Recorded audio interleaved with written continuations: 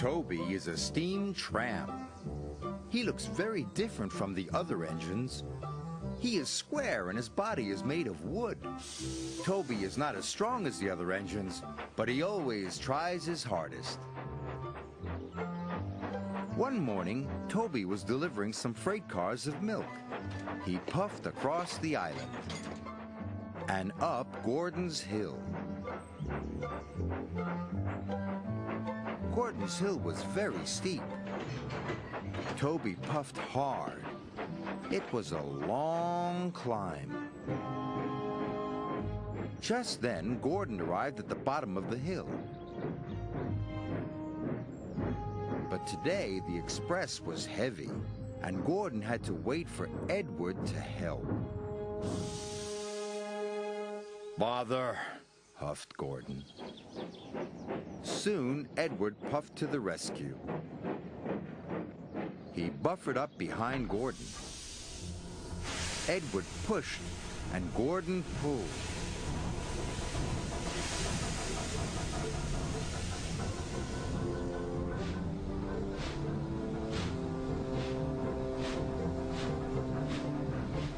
At last, the express train started to move.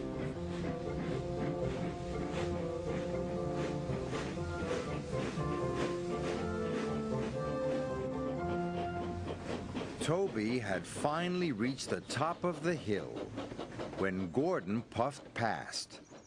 "Slow coach," Gordon huffed. "I'm trying my hardest," gasped Toby. "Pah!" sniffed Gordon. "You're not even a proper engine." This made Toby feel very sad. That night, Sir Topham Hatt came to see Toby.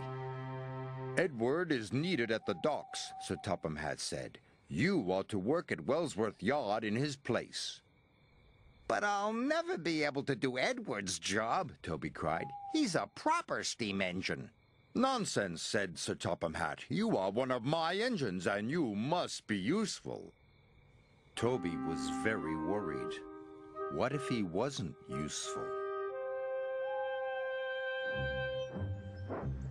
The next morning, Toby puffed nervously out of his shed. "I hope no one needs pushing up Gordon's Hill," puffed Toby. Toby wished he was a proper steam engine. At last, Toby arrived at Wellsworth Yard. There were lots of freight cars, and they looked very heavy. "I'll never be able to shunt all those," Toby puffed. "You can do it, Toby," called Thomas. That made Toby feel much better. Then he started to shunt the freight cars. He shunted coal cars for Henry and slate cars for Donald. He even shunted fruit and vegetable cars for Douglas. "Maybe I can do it," Toby chuffed. But then, Gordon puffed past. He was pulling the express with lots of coaches.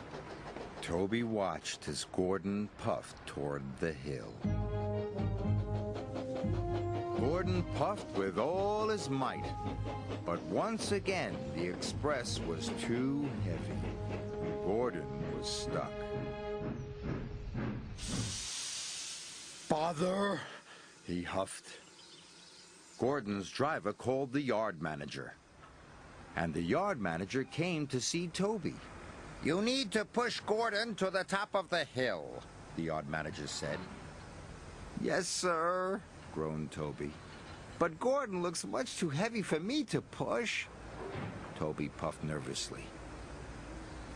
"Don't worry," Thomas called. "You can do it, Toby." "I'll do my best," he puffed. And he chuffed off to Gordon's Hill. When Gordon heard that Toby was coming, he was very cross. "Toby's only a steam tram," Gordon huffed. "He will never be able to push me up the hill."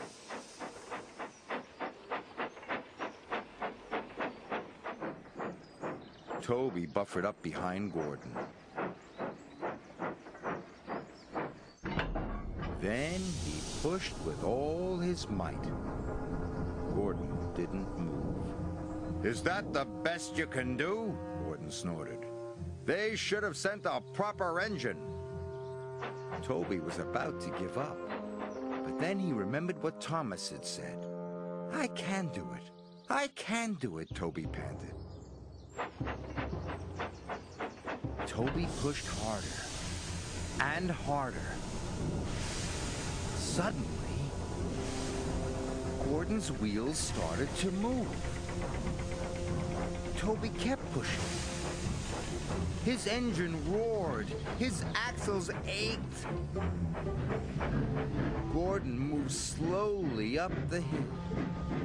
When Percy saw Toby pushing, he blew his whistle with excitement.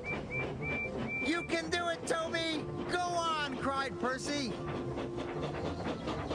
Toby huffed and puffed and chuffed, but at last he pushed Gordon right to the top of the hill. Gordon was impressed. Now his express would run on time. Toby was tired, but he was very proud. "I did it!" he puffed excitedly. That night, Sir Topham Hatt came to see Toby. "Today, you were a very useful engine indeed," he said. "Thank you, sir," Toby chuffed. And even though Toby was a steam tram, he felt like a proper engine after all.